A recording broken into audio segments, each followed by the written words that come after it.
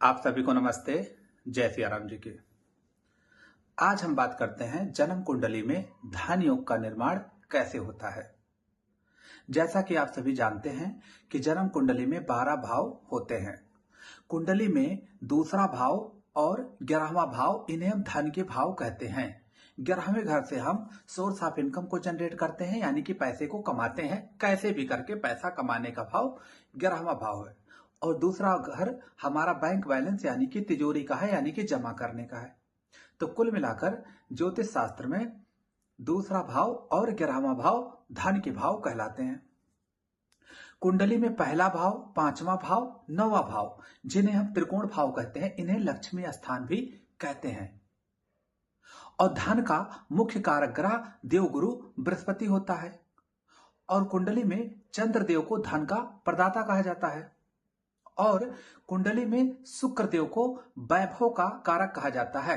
सुख सुविधा, लग्जरी और वैभव का कारक कहा जाता है।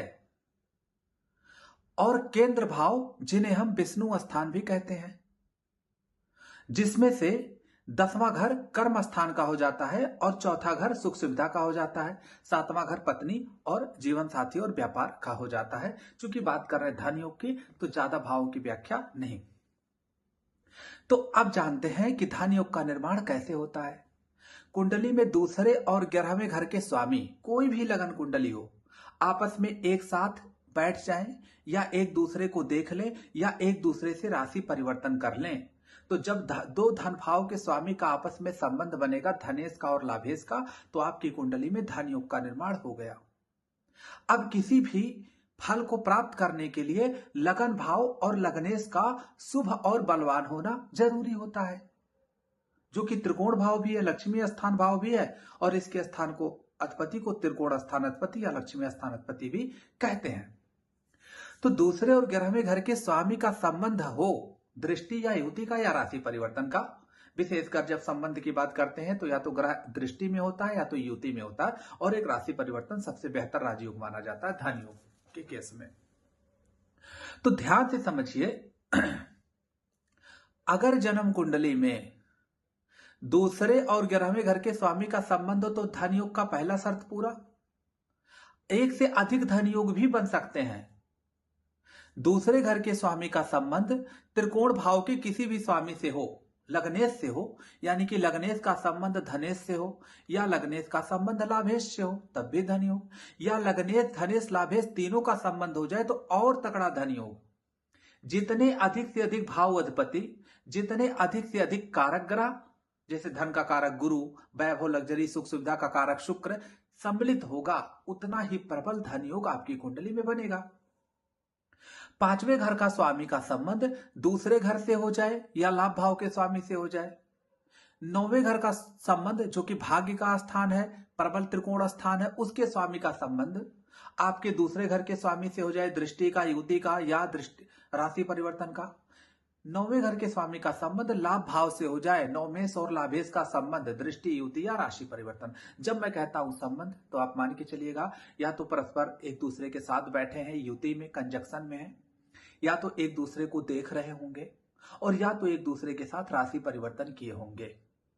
तो कुंडली में धनेश का लाभेश का संबंध लग्नेश पंचमेश नवमेश से बन जाए तो इसे प्रबल धन योग कहते हैं।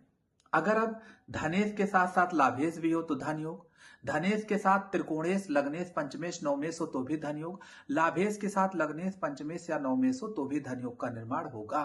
अब इस योग में अगर केंद्र भाव के स्वामी का भी संबंध बन जाए, चतुर्थेश का बन जाए, दशमेश का बन जाए, लगन भाव तो केंद्र कोण दोनों हो गया, इवन इफ सप्तमेश का भी बन जाए, तो साझेदार के माध्यम से, व्यापार के माध्यम से भी आपका धन योग का निर्माण हो जाएगा। जिस भाव के स्वामी के साथ धन योग का निर्माण होता है, उस भाव के विशेष फल की प्राप्ति होते देखी जाती है।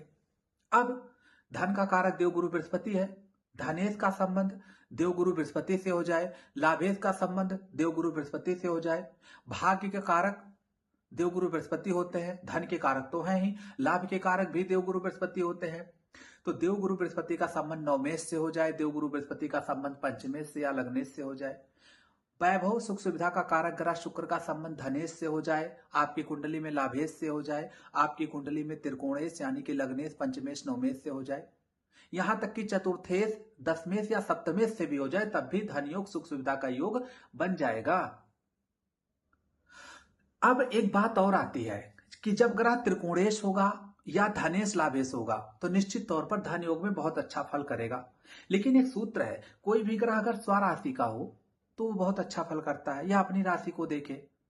कोई भी ग्रह अगर उच्च का हो तो वह जिन जिन चीजों का कारक होता है उस कारक का फल कुंडली में बढ़ा के देता है। जैसे गुरु धन का कारक है, ज्ञान का कारक है, सुख समृद्धि का कारक ग्रह भी माना जाता है। तो गुरु जब कुंडली में स्वराशि या उच्च का होगा तो आपके ज्ञान को, विवेक को, समझने और समझाने की क्षमता को बढ़ा देगा, आपके टीचिंग स्किल को बढ़ा देगा, आपके ज्ञान कौशल को बढ़ा देगा, आपके कंसल्टेंसी पावर को, एडवाइजिंग पावर को, सलाहकार की क्षमता को बढ़ा देगा, स्किल्ड कर देगा एटलीस्ट। तो सीधा सा सूत्र क्या समझे आप कि त्रिकोण स्थान अधिपति, धन स्थान अधिपति कोई भी जन्म कुंडली हो उसमें आपस में संबंध बना लें। अगर उसमें धन का कारक गुरु, सुख सुविधा का कारक शुक्र और प्रॉपर्टी का कारक मंगल भी इन्वॉल्व हो तो और अच्छी बात है। लेकिन जब कारक ग्रह की बात करेंगे तो कारक ग्रह या तो स्वराशि का हो, उच्च का हो, और या तो फिर वह योग कारक हो, मतलब कुंडली में धनेश हो, लाभेश हो, त्रिकोणेश हो, अच्छे भाव का मालिक होकर संबंध बनाता हो तो प्रबल धन योग बनता है। अब आगे की सीरीज में मैं मेष लगन से लेकर मीन लगन तक की कुंडली में आपको बताऊंगा कि हर लगन कुंडली में किस भाव का स्वामी किस ग्रह से संबंध बनाने पर धन योग का निर्माण करता है। कुल मिलाकर फिर स्पष्ट करता हूं, कुंडली में दोनों धन भाव के स्वामी का किसी भी प्रकार से संबंध त्रिकोण भाव के स्वामी से बन जाए तो वह धन योग बनता है।